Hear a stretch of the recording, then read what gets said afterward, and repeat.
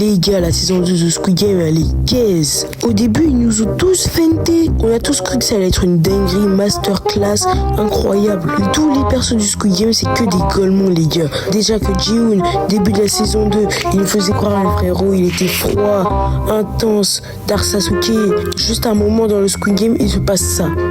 J'ai déjà participé à ces jeux avant.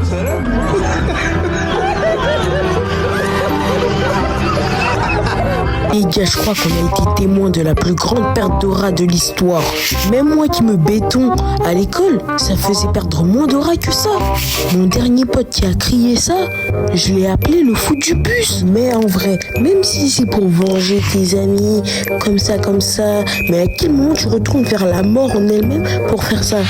À quel moment t'avais un plan même? T'es venu dans le Squid Game, t'as voulu nous faire le Dark Sasuke, mais frérot, t'avais aucune idée en tête. Mais en vrai, dans tous les cas, le 456, ça restera un ange à côté de d'autres persos.